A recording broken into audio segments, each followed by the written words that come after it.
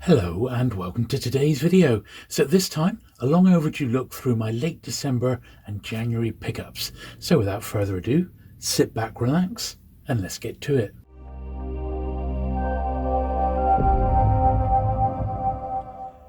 Okay then, so in all honesty, I've not been buying a lot of books lately. I've bought a handful of bits and pieces.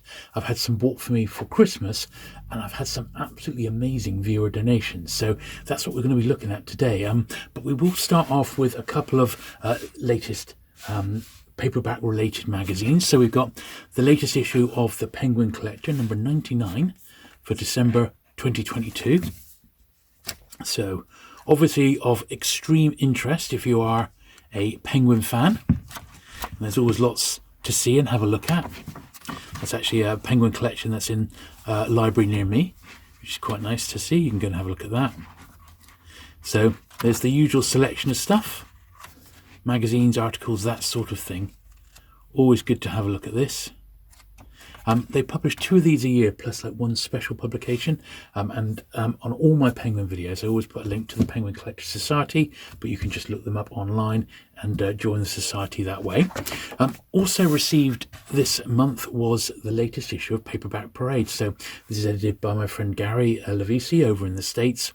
Number 116. How amazing is that? 4 times a year, absolutely superb magazine. A host of writers, a little feature on me there on my books on Triffids, my Triffid collection, and all manner of paperbacks, lots of things. Some Star Trek animated. There's an interview with Alan Dean Foster in this one, which is really interesting as well, which Gary did with him. I mean, really just an all-round great book, this, and worth picking up every single issue. I think it's fantastic. If you are into paperbacks, it's the magazine to read, or at least one of them. Also from Gary, well, from Gary's wife, Lucille, maybe this, which is a bit of a mock penguin cover by one of my favourite authors, as you know, John Wyndham. Somehow I am on the cover. I don't know quite how that's managed, in The Village of the Damned, the film tie-in edition, but there you are. I think it's absolutely amazing, and that's going to be living with me here in the studio going forward. So thank you very much, Gary and Lucille, for that. That is literally quite phenomenal. Thank you. Right, now on to some books. So the British Library in the UK, in London, publish their own lists. They do publish their own books, and they do a crime list and they do a science fiction list as well. And one of the things they do is, well, they call it classic crime. I'd almost be tempted to call it cozy crime, but it's not quite. It's a series which is edited by Martin Edwards, and they're trying to find books that have sort of slipped into obscurity within the crime genre. They do an SF list as well, so there's a science fiction one as well, but it's the crime ones I think are particularly good. Now, I think their criteria is they need to be at least 55, 60 years or older and be out of print. So some of the books that they've actually got, I do have in some of my vintage Pan and Penguin editions, but there's lots that I don't. So recently, the British Library were doing, and this may still be on by the time they were doing a 3 for 2 sale. So buy 3 books from the list, and there's 100, just over 100 in the crime list, and get one free. So buy 2, get 1 free. And they did this one, which is like a little look at the entire series. The story of classic crime in 100 books. This is like a little anthology, usually $14.99. This was just a £5, which is an absolute steal. And this looks at like the stories and how they've been chosen and why they've been chosen. Really great. Really great. So this very much appeals to me because this is full of like short essays and looks at particular books and authors. And I did treat myself to 3 of the books on the 3 for 2 list. So this was at number 100. It's sort of in the gold library there, and it's at Death of a Bookseller, Bernard J. Farmer. This was the 100th British Library crime classic, and this one looks excellent. Good stuff. I got this one here, which I'd never seen before, Murder Underground, Mavis Dorial Hay. So this will tie in with my my interest in the old London Underground. So this one looked really interesting as well. I think this was from the, it might be even from the 1930s, first published. So this edition was 1914. There's a little look at the tube map. 1934.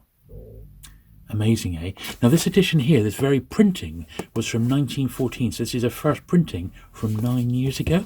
I wasn't sure about this one, but I don't know whether they have massive print runs or they've just not sold many. I don't know. This one came out just last year, so Dead of the Book Set. And I put one other one here, another one of interest to book collectors, Mysteries for Bibliophiles.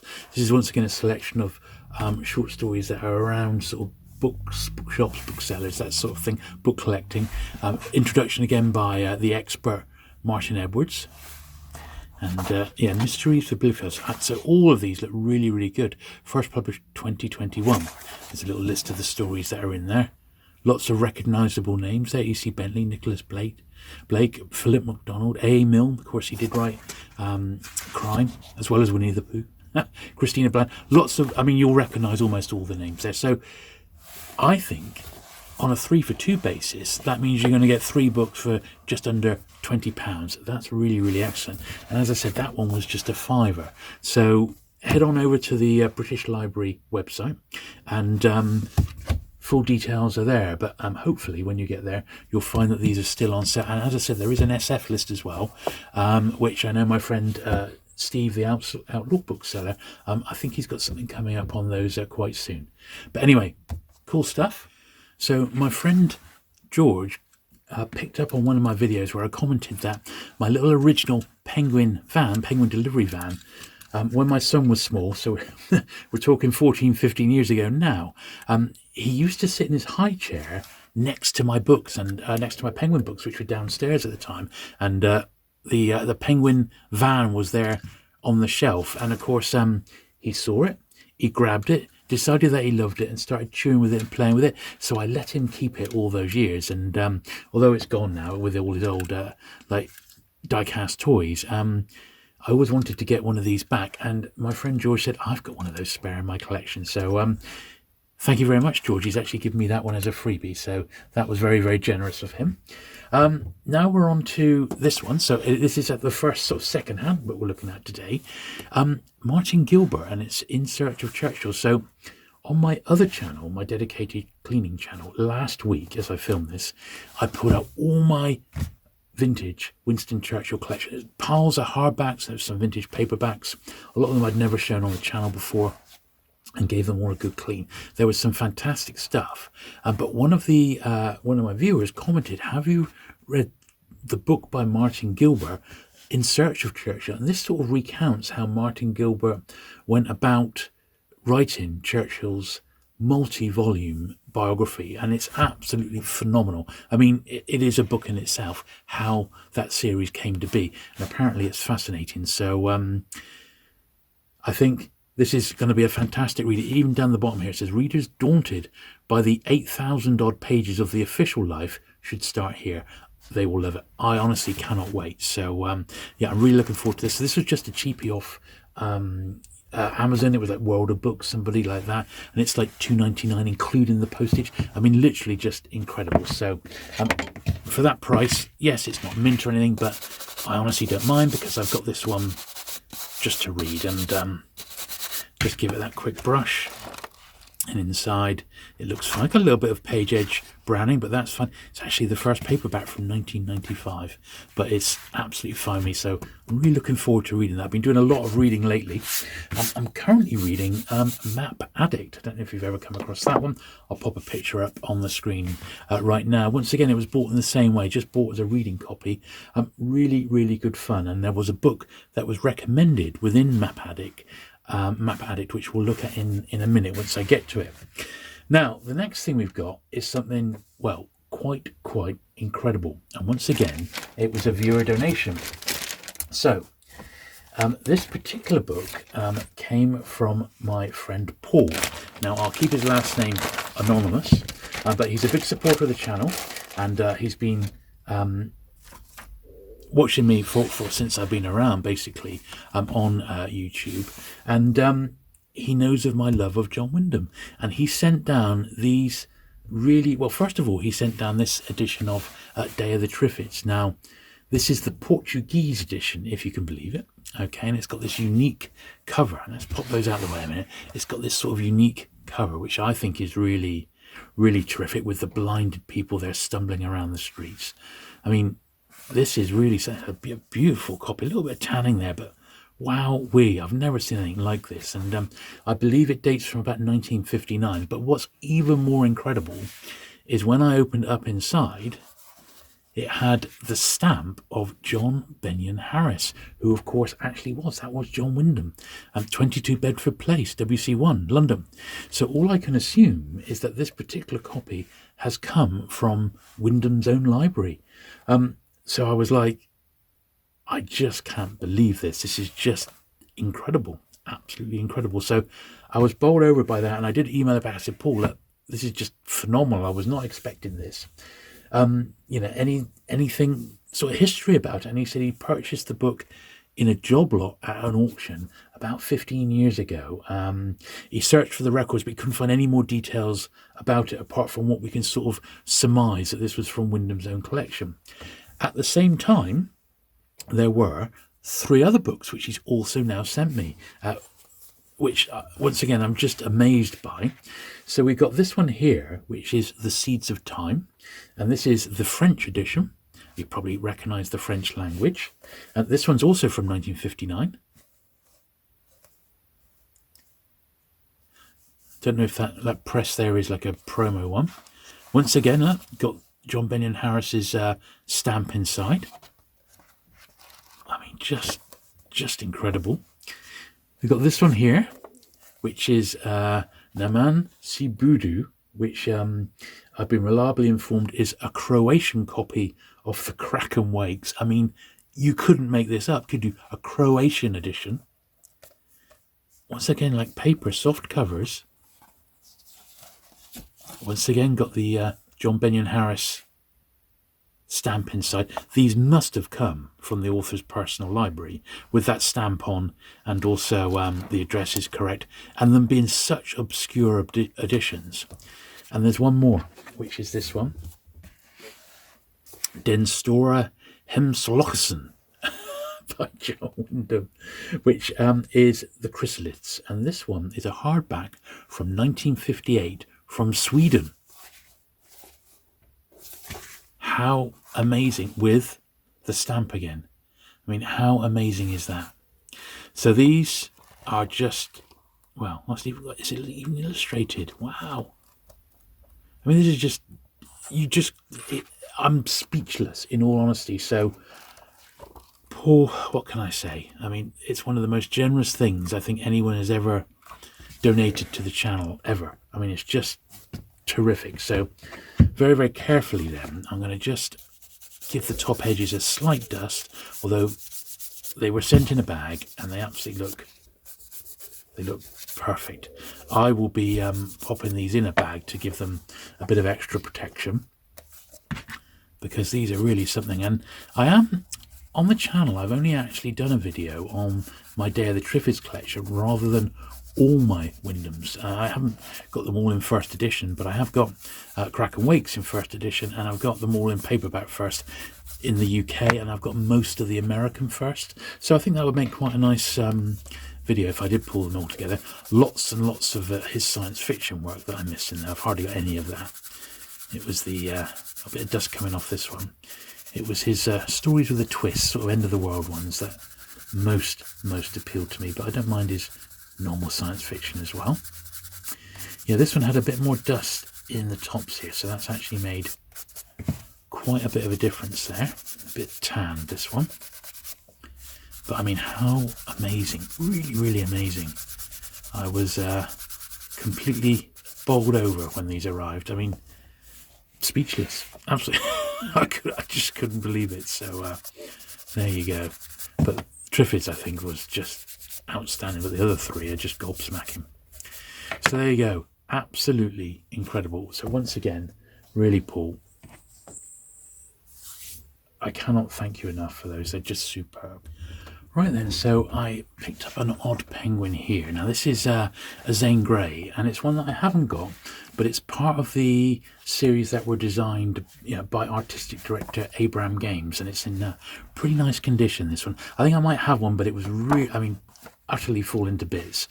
So really, really glad to get this one. So I think I only need a couple of the Abraham Games designed covers now, and then I'll have them all. But that one is actually in really great shape. So I'll just give the top edge a brush as we go along. I said we haven't got a lot to get through today. It's quite cool.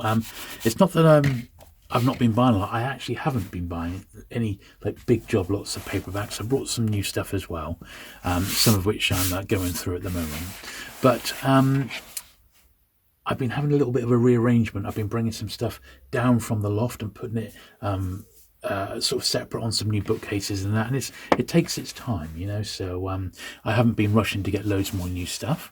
Now these were really nice. These are published by Fontana. You recognize that familiar logo, and it's the Fontana Pocket Library of Great Art. Now I like old art books, I really do, and these are very, very cheap to find, but you need to be patient. So I only want to be paying a couple of quid each really for these, but they are really, really nice compared to a normal paperback. If you have a look, they're just ever so slightly shorter, but that's, I think, done for a reason, because this one here on Monet, a lot of them have fold outs and things like that, so they're beautifully produced. They are sort of pocket guides, and a lot of them have like these. They have these little fold outs. I think they're really, really gorgeous little books for when they were printed. Most of them, well, the series started in the 1950s. This one here, 1958, and they are all numbered as well. So the selection that I've got here, a 3, 7, 11, 12, 25, I believe there's about 35 in the lot. But as I said, I only want to be paying a couple of pounds a pop, but I think they're really, really fantastic. One of my favourites here, Toulouse-Lautrec. That's superb. Now, they were reprinted for a few years, and I believe there is a companion sort of series, very similar to this, but like American editions. But I just think these are so, so good. Let's have a look, see if we got any more sort of fold-outs there. I just think they're great. And it sort of looks at those and then a bit of writing about it. Just this sort of thing to sort of dip in and out of, I think. And although for modern publishers, my favourite art books are published by Taschen, this little vintage series here, I think, are really, really fantastic.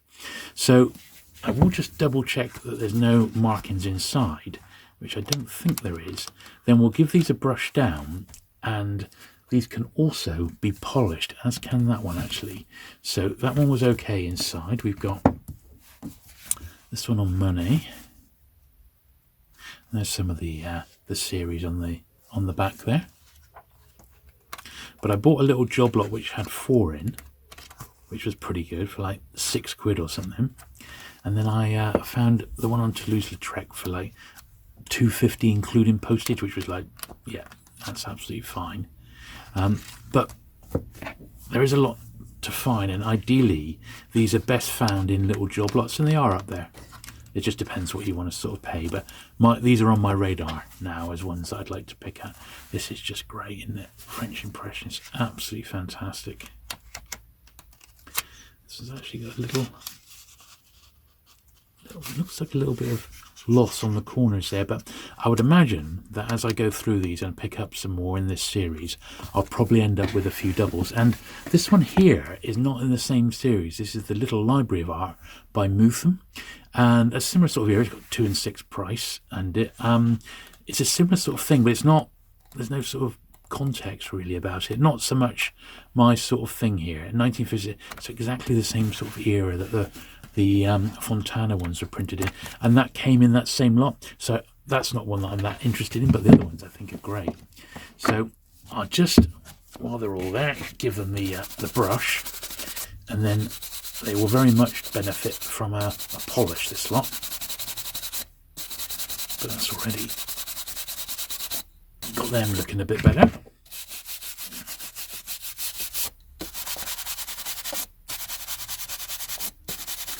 But yeah, this is a nice little series, and I'm going to enjoy collecting these. I'm going to try and get them all. I don't know how easy that's going to be, but I'm going to give it a go. So this little lot here, I'm going to go on a separate pile, because these are ones that I'm going to be polishing. I'll just do this one, even though I'm not going to keep it. I'll probably just give that back to the charity shop, that one. Brilliant. So that's that little wedge done. So next I had yet another viewer donation, and this is from science fiction author and TV and movie tie-in specialist John Peel, author of one of my favourite Doctor Who books, The Power of the Daleks. John and I, but John more than me, has been avidly collecting the Brooke Bond T-card albums, the picture card albums, and he watched my recent video and he said, I've been collecting these, and he's got a few doubles, and he found 3 volumes that I didn't have. So British Butterflies, Unexplained Mysteries, and Wildlife in Danger, and these are just terrific. This one, no, it was the one I remember. I don't remember having those 2 ever, but I do remember this one vividly. Probably because my mum doesn't like butterflies. She doesn't like the fluttering all around them and tends to run a mile when she sees them. But this was a fantastic one, so I'm really looking forward to having a little look inside here. And I see they're not all quite in picture, so let me just adjust the camera a moment.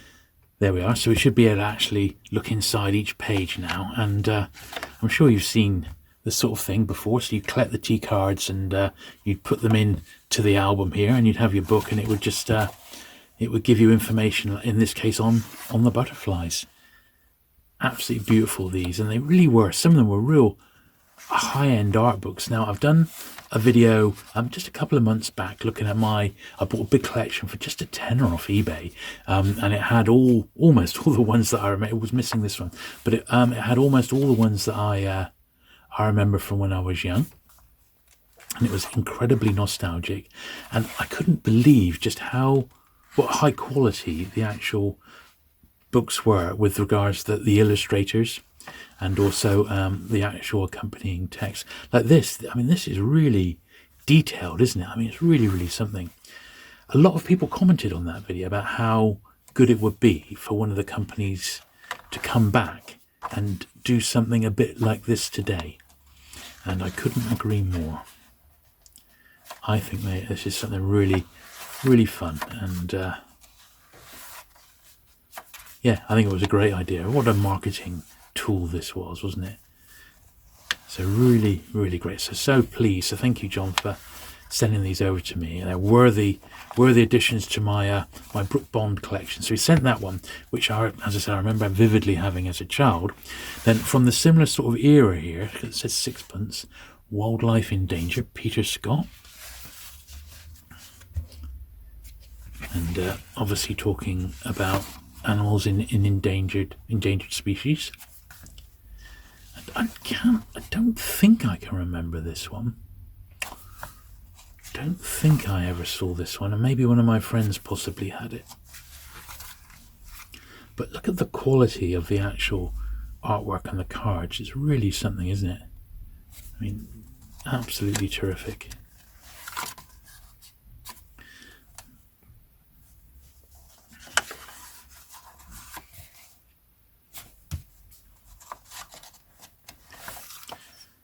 So yeah, so good stuff there. And then this is a much more up-to-date one, which I don't really think I've ever seen these, but it probably got published around the time when there was Arthur C. Clarke's Mysteries of the Unknown, and there was that magazine, The Unexplained, so maybe there was a bit of a period when these sorts of things were in vogue, as it were, and maybe that's when this one actually got published. Trying to see a date on it. It looks as if it goes up to 1982, around the time of Close Encounters of the Third Kind, of course.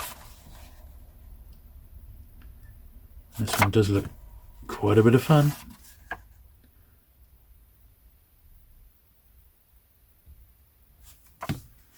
Yeah.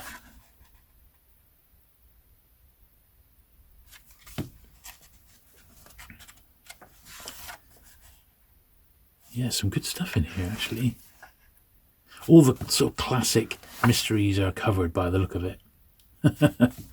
Just the thing to get you thinking, particularly if you're a youngster.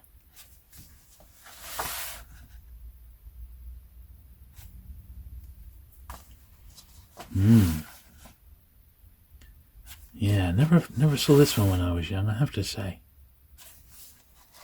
But they published so many. But yeah, the latest date I spotted on this was, oh look at that, 1984 or 86 even. Yeah, by then I'd stopped sort of looking for these sorts of things. So 1986, yeah, well that would explain it. So definitely one of the later ones. Also, a Christmas tradition was this year's Giles annual. So I'm a big fan of Giles, and I've got the full set of all the annuals right back to the first one. The Giles book, not the Giles annual, but this is the 2023 collection. Good stuff here. And obviously Giles has been gone a long time now, so they choose a theme, and then they, thankfully these days, they give each cartoon its own historical context, so you know exactly what it's referring to, because looking at some of these blind, you wouldn't have a clue what was going on. So you need to have the historical context and the date it was originally published, and then you get a bit of an idea. So this one here, for example, Martina Navratilova, first published in the Sunday Express, 5th of July 1987, so that would have been during Wimbledon, and then it explains what's going on there. I like Giles. It's a tradition for me to have the Giles annual from my mother on Boxing Day, so I had to remind her of that tradition a couple of years ago, and it's now been revived, so but it's good, and it's nice to see these compilations, and I think they've done a good job with them. I didn't see this one in hardback this year, so I don't know if it was published. I haven't really looked into it, but sometimes they're published in hardback and softback, which is quite something. But for the next book, I do need to make a little bit more room. Okay, so before we get started on this massive tome here, which is the AA Illustrated Road Book of England and Wales, bear with me on that one. I do want to thank one of my Patreon and channel member supporters, and that's Kate. Now, Kate runs a bookshop over in America. It's called Frobert's Emporium, and you can look them up on eBay. Now, the reason I mention them is because Kate has an incredible stock of vintage paperbacks, and there really is a lot for you to have a look at, and she's listing stuff almost on a daily basis, so there's lots and lots going up all the time, and there's a lot to come. So do check out Frobert's Emporium. I will put a direct link to Kate's auctions on eBay in the description down below, so do go and show her your support, because there's a lot of really nice high grade stuff on there for you to have a look at. Now, you mentioned earlier on, if you remember, that I mentioned about Map Addict, that book I've been reading. One of the books that he mentions is this one. Now, he says if he was stuck on a desert island, what would be the one book that he would take with him?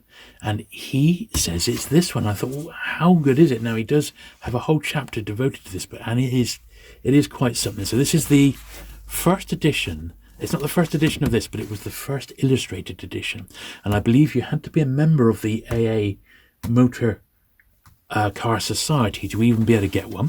And obviously this is a dust wrappered copy, so that's what it's like underneath, and it has got the wrapper, but it's in a bit of a sorry old state, but we won't worry about that. I've got this for the contents. Now, this particular edition, which is the first, which is the illustrated edition, it dates from 1963.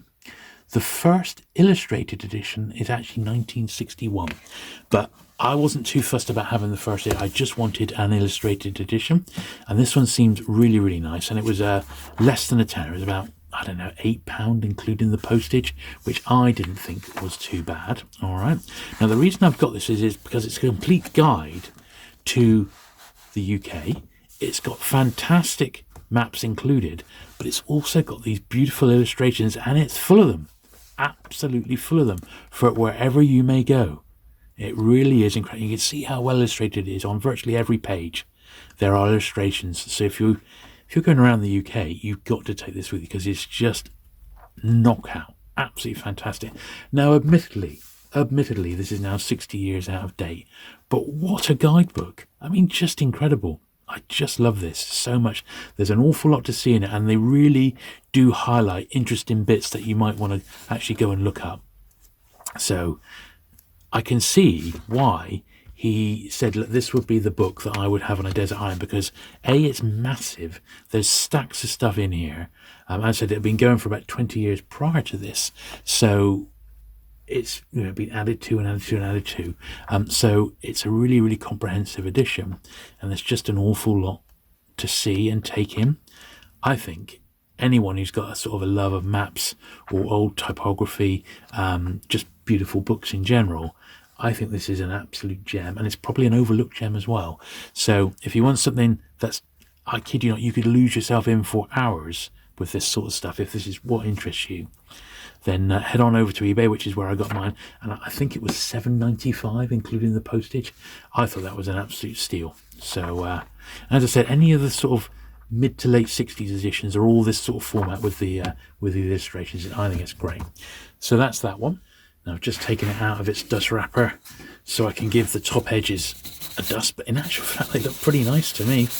It looks like it's been well looked after and well stored considering its immense age, and I couldn't see a mark inside. I've been pretty much right through it now, and it really does seem absolutely perfect. I mean, in all honesty, it would be lovely, you could just have it on the shelf like that, and it might look a bit tidier, but I sort of like the remnants of the dust wrapper, so I think I may, in time, put that dust wrapper in a bit of a protective sleeve so it doesn't get any more chipped, and I'll keep it in that because I think it's a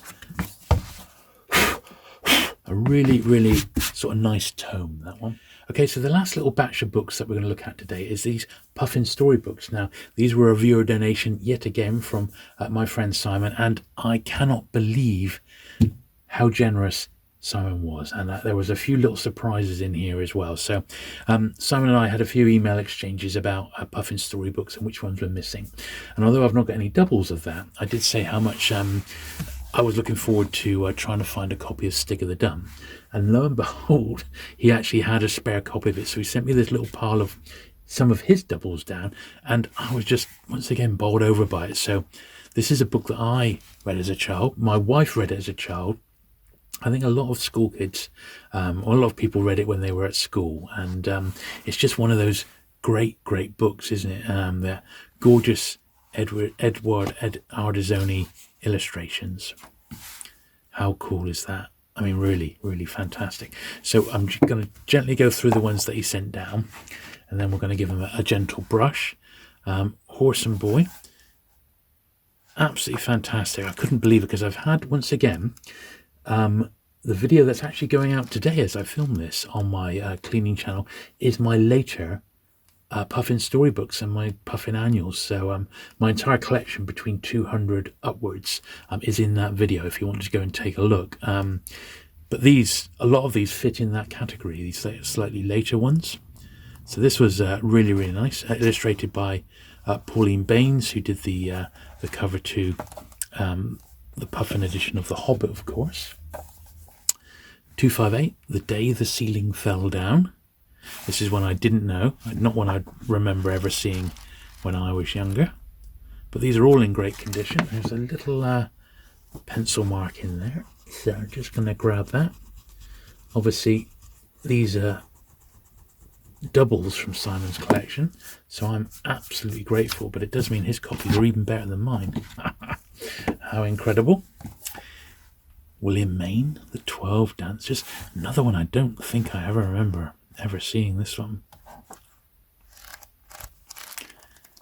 But they are lovely, these, and I've having my most recent ones out recently has very much made me think, oh, I'd love to get some more, fill in a few more gaps in the Puffins. Oh, there we go, look, shaking the table.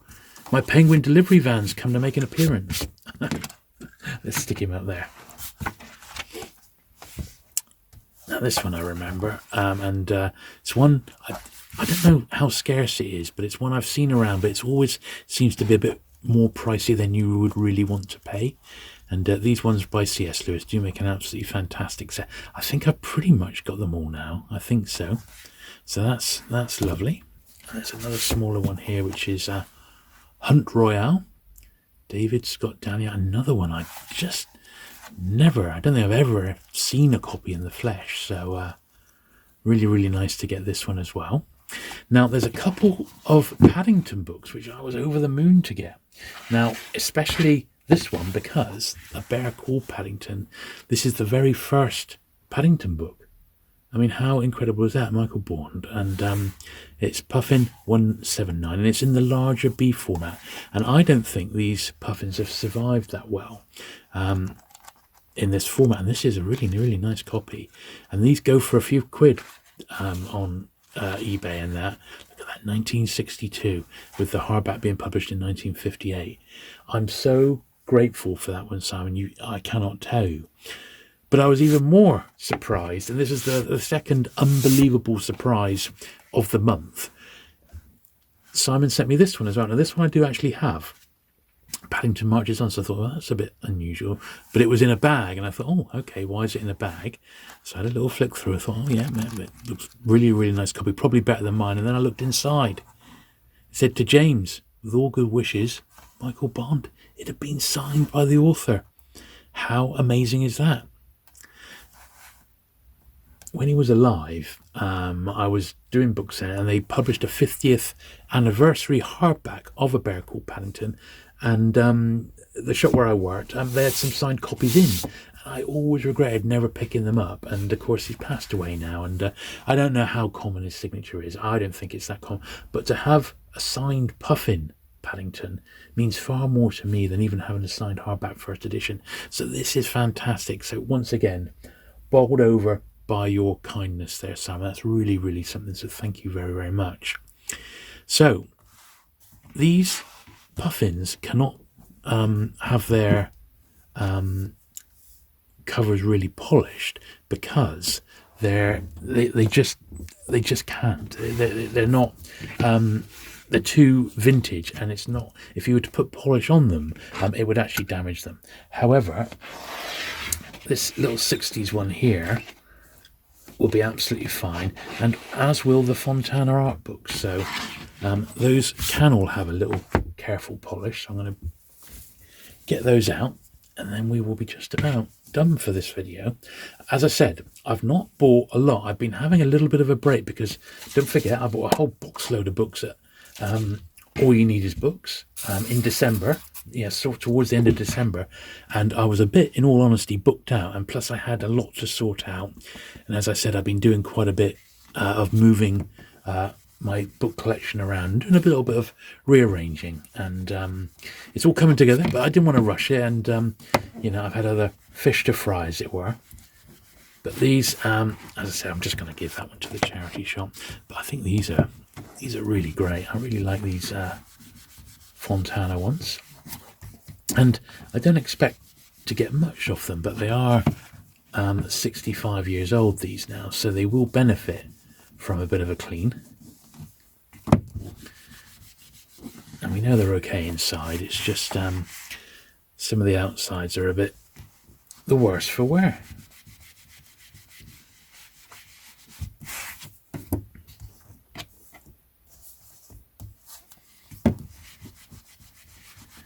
I would imagine they're the sort of books that got studied and pulled down from time to time.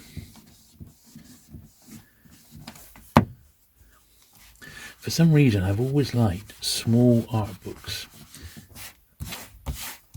It's weird, but I always have. And these will actually, I'm going to file these next to my Fontana paperbacks. Even though they've got sort of flexible covers, which you do sometimes see with art books, actually, they have these flexi covers, as it were. I think it might have been a bit of a trend for books around that period, but that's cool. I like them, and I am on the lookout. So if anyone comes across a nice little run of these, which are reasonably priced, like a couple of quid each, do let me know. I haven't looked on eBay for a little while, but I'm certainly keeping my eyes peeled for like a little collection to turn up,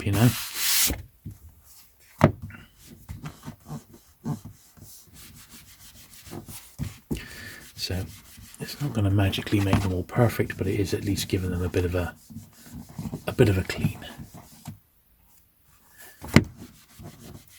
These have got quite a bit of staining on, but they're all good.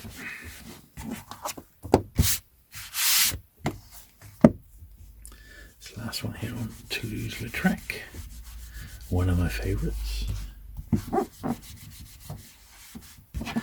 So yeah, not a massively long pickups video this time around. As I said, I haven't picked up that much. I have bought the first 2 slipcases of Hal Foster's Prince Valiant in graphic novel. An absolutely massive graphic novel series from Fantagraphic Books. And once I finish reading those, I am going to do a review of them because they're brilliant. They're really, really good. So I think you'll enjoy looking through those. But they are enormous. So haven't quite figured out how I'm actually going to film them. They're so big. Huge, huge books. But anyway, that is it for this month's pickups. I hope you've enjoyed it. Short and sweet. Once again, thanks to everyone who's actually sent viewer donations in. It's been really, really terrific, and I never expected it, so it's perked me up no end. So thank you very much for that. If you've not already, do please hit the subscribe button and do hit the thumbs up button if you've enjoyed today's video. And I look forward to seeing you again very soon. Bye.